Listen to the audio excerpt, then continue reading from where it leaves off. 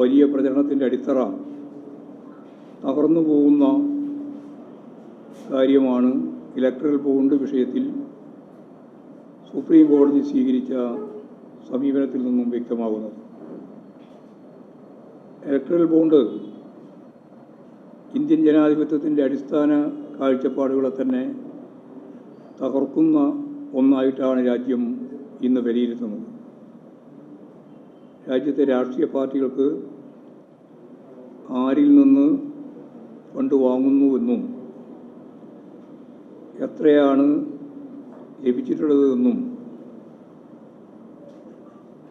ഈ കാര്യം ജനങ്ങൾക്ക് അറിയാൻ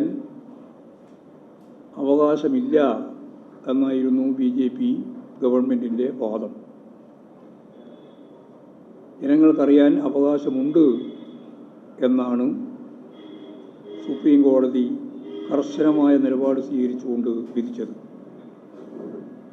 ആരാണ് പണം നൽകിയതെന്നും ആർക്കാണ് പണം ലഭിച്ചതെന്നും ശരിയായ രീതിയിൽ തിരിച്ചറിയാൻ ജനങ്ങൾക്ക് അവകാശമുണ്ട് എന്ന നിലപാട് സ്വീകരിച്ചതോടുകൂടി BJP ഉൾപ്പെടെയുള്ള രാഷ്ട്രീയ പാർട്ടികളുടെ ചരിത്രത്തിൽ മേനി പറഞ്ഞു നടന്നിരുന്ന ഇവർക്കെല്ലാം ഞെട്ടിപ്പിക്കുന്ന കഥകളാണ് പുറത്ത് വന്നുകൊണ്ടിരിക്കുന്ന വിവരങ്ങളിൽ നിന്ന് ജനങ്ങൾക്ക് മനസ്സിലാക്കാൻ സാധിച്ചത്.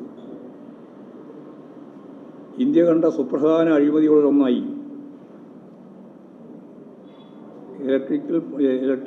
ഇലക്ട്രൽ ബോണ്ട് മാറി എന്ന കാര്യം കേരളത്തിലെ മാധ്യമങ്ങൾ അത്രത്തോളം ചർച്ച ചെയ്തില്ല എന്ന വിമർശനം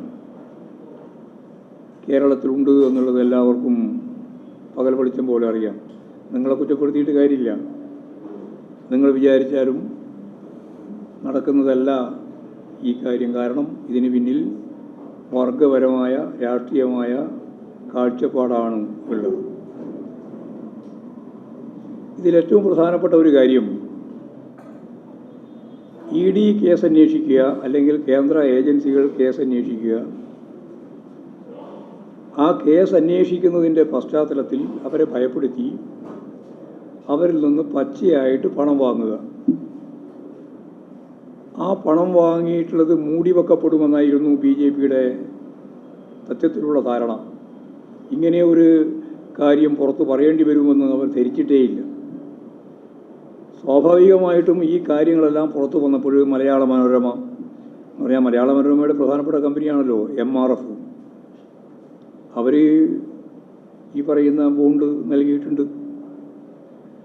സാന്റിയാഗോ മാർട്ടിൻ കോൺഗ്രസ് അവരുടെ ഫണ്ട് വാങ്ങിയിട്ടുണ്ട്.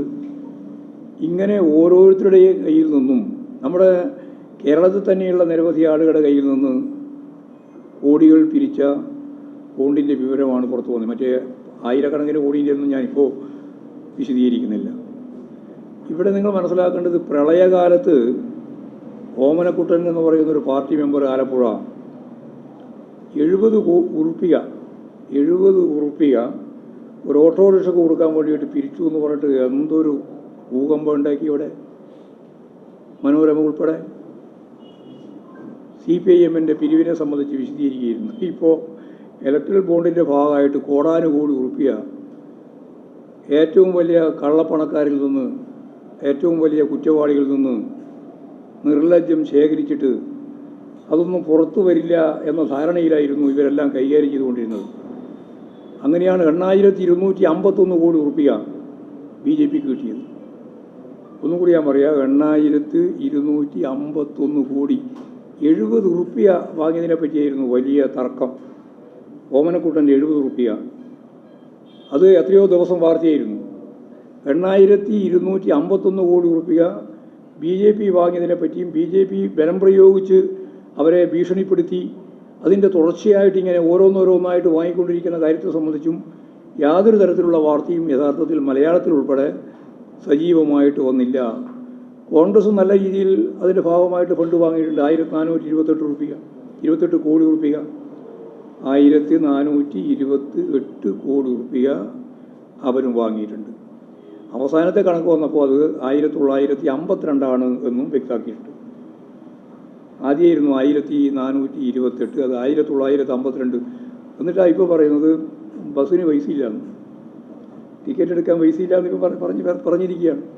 ഈ പൈസയിൽ എവിടെയാണ് പോയത്? ഈ കിട്ടിയ 1952 കോടി ഉറുപ്പിക കോൺഗ്രസിൻ്റെ കയ്യിൽ കിട്ടിയിട്ടുള്ള ബോണ്ട് അടിസ്ഥാനത്തിലുള്ള പണം എവിടെ പോയി?